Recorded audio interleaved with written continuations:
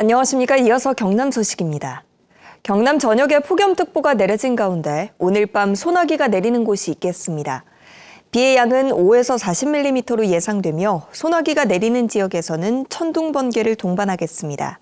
오늘 낮 최고 기온은 32에서 35도를 기록했고 내일도 비슷하겠습니다. 계속되는 폭염으로 어제 오후 경남 남해안에 고수온 경보가 내려졌습니다. 지난 14일부터 어제까지 사흘 동안 남해에서 거제까지 경남 남해안 대부분 바다의 수온이 28도를 넘으면서 고수온 주의보가 경보로 대체 발표됐습니다.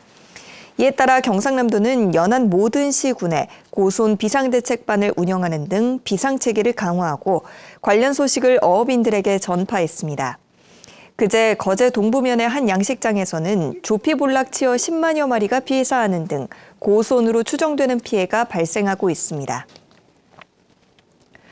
경상남도가 낙동강 주요 지점에서 녹조가 더 심각해질 것으로 보고 비상대응 긴급조치를 시행합니다. 이에 따라 낙동강 홍수통제소에 비상방류 조치를 요청했고 녹조 상황이 좋아질 때까지 오염물질 배출시설에 대해 특별점검을 하고 있습니다.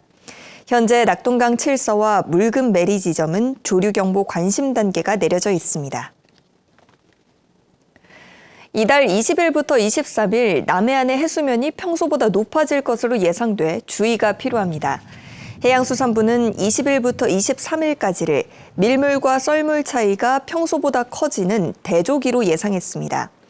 해수부는 창원시 진해구 용원수협 등 전국의 해안가 저지대 20곳이 침수될 가능성이 크다며 주의를 당부했습니다. 파출소에 주차된 순찰차 뒷좌석에서 40대 여성이 숨진 채 발견돼 경찰이 수사에 나섰습니다. 오늘 오후 2시쯤 하동 진교파출소 주차장에 세워둔 순찰차 뒷좌석에서 여성이 숨진 채 발견됐습니다. 해당 여성은 오늘 가족으로부터 가출 신고된 상태였으며 경찰관이 소재 파악을 위해 출동하던 중 순찰차 뒷좌석에서 여성을 찾았습니다. 경찰은 해당 여성이 순찰차에 어떻게 들어가게 됐는지 등 사고 경위를 조사하고 있습니다. 지난달 경남의 무역 수지가 21억 달러 흑자를 보이며 연중 최대치를 기록했습니다. 창원세관의 경남 7월 수출입 동향 자료를 보면 수출액이 39억 5천만 달러, 수입액이 18억 1천만 달러로 21억 3천만 달러 흑자를 기록해 연중 최대 22개월 연속 흑자를 기록했습니다. 이는 지난해 같은 기간보다 34.7% 늘어난 것으로 방산물자 수출이 많이 늘어난 영향으로 분석됐습니다. 조선산업 호황으로 올 하반기 관련 일자리가 6% 넘게 늘 것이라는 전망이 나왔습니다.